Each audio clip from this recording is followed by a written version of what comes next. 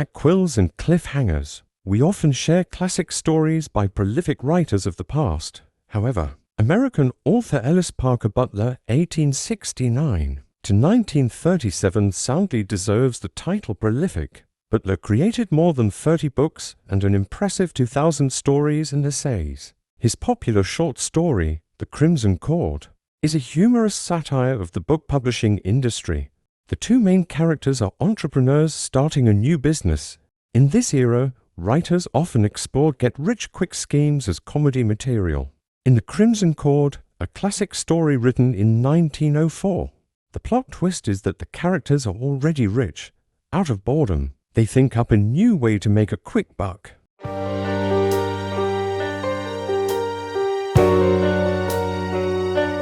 The Crimson Cord by Ellis Parker Butler.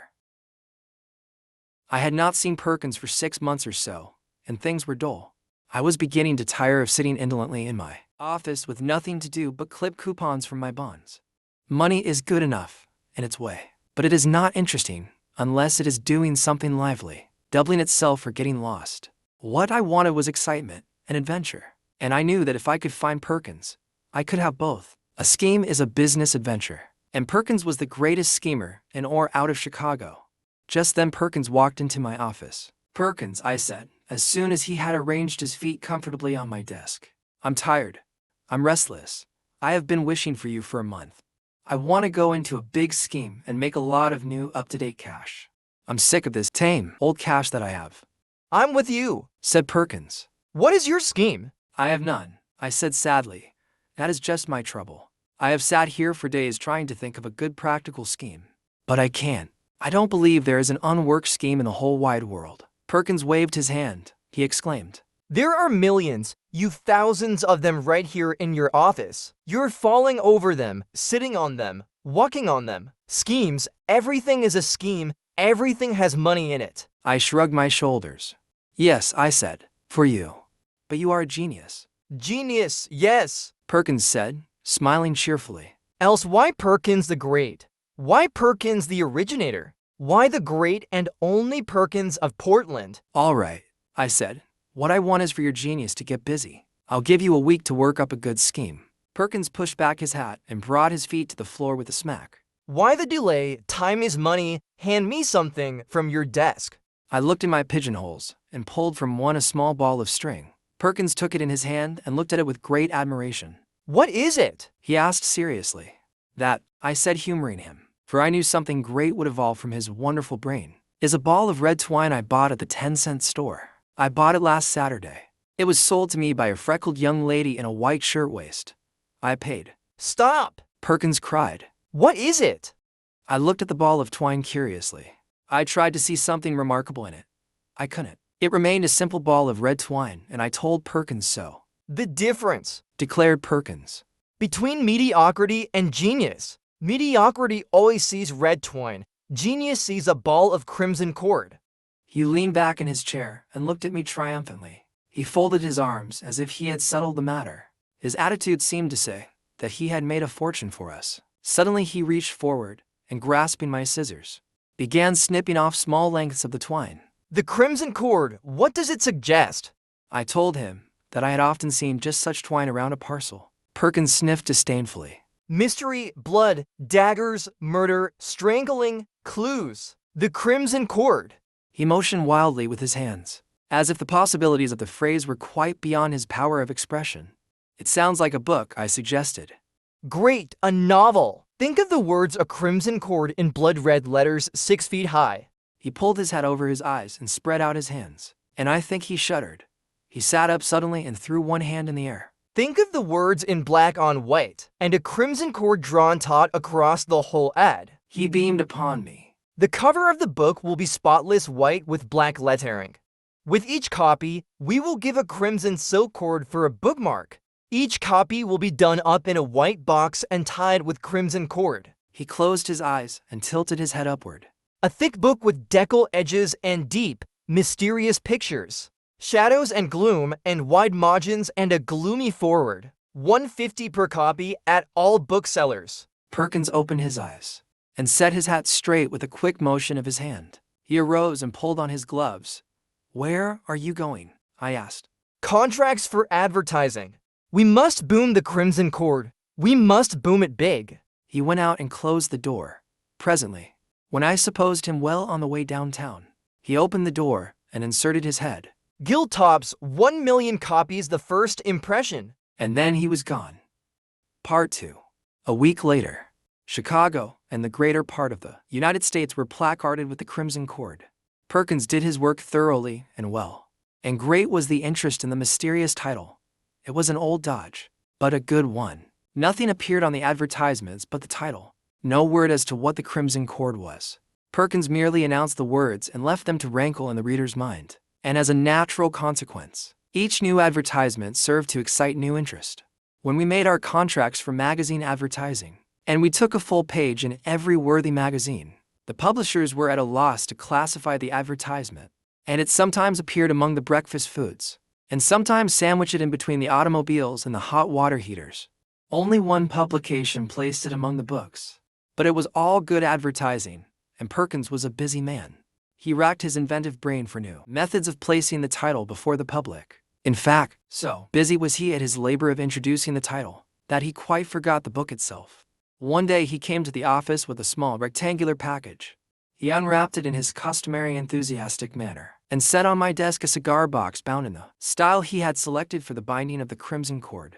It was then I spoke of the advisability of having something to the book besides the cover. "Perkins," I said, "don't you think it is about time we got hold of the novel? The reading, the words?" For a moment he seemed stunned. It was clear that he had quite forgotten that book buyers like to have a little reading matter in their books. But he was only dismayed for a moment. "Tut, all in good time. The novel is easy. Anything will do. I'm no literary man. I don't read a book in a year. You get the novel." "But I don't read a book in 5 years," I exclaimed. "I don't know anything about books. I don't know where to get a novel." Advertise, you can get anything, from an apron to an ancestor. If you advertise for it, offer a prize, $1,000 for the best novel. There must be thousands of novels not in use. Perkins was right. I advertised as he suggested, and learned that there were thousands of novels not in use. They came to us by basketfuls and cartloads. We had novels of all kinds, historical and hysterical, humorous and numerous, but particularly numerous. You would be surprised to learn how many ready-made novels can be had on short notice. It beats quick lunch, and most of them are equally indigestible. I read one or two, but I was no judge of novels. Perkins suggested that we draw lots to see which we should use. It really made little difference what the story was about. The Crimson Cord fits almost any kind of a book.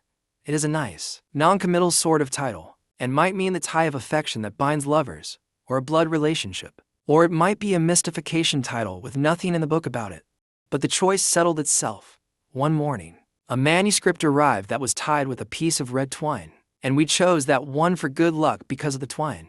Perkins said that was a sufficient excuse for the title, too.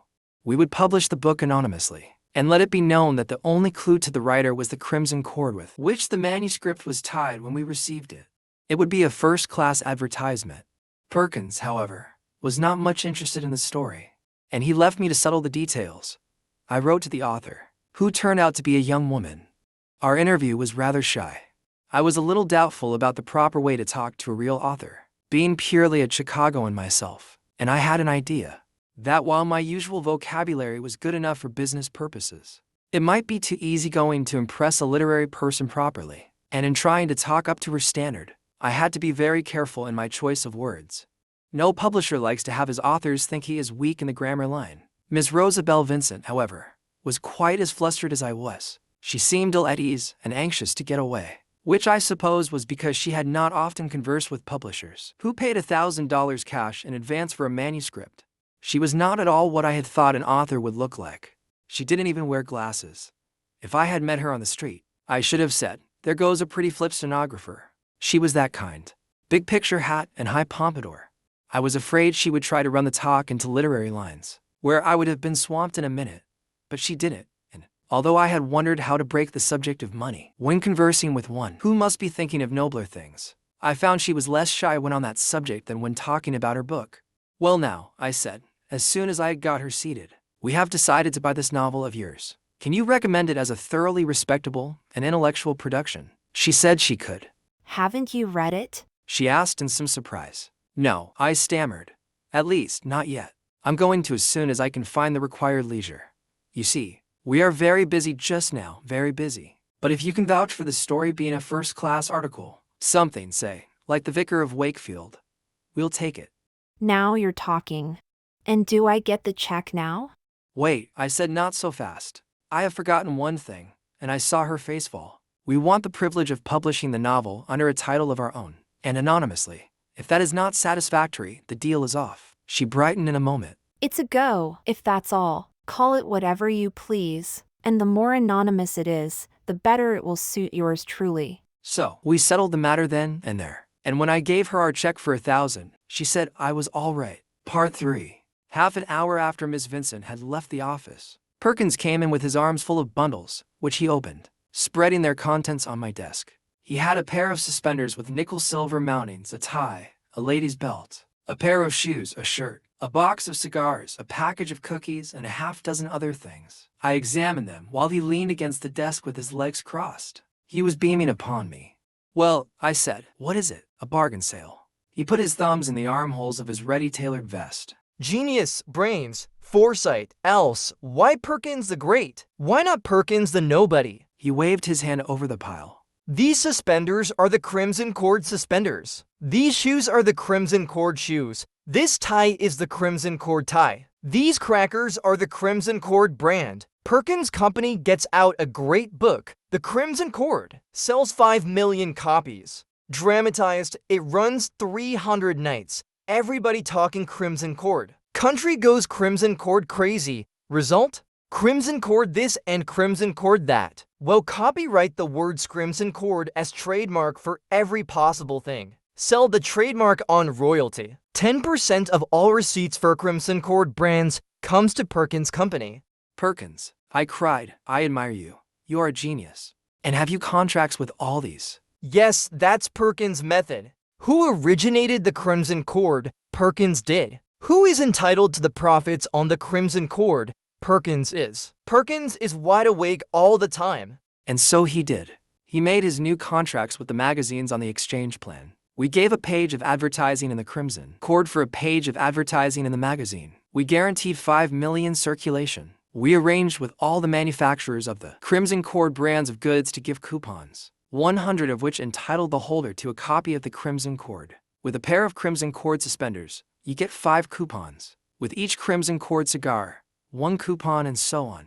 Part 4.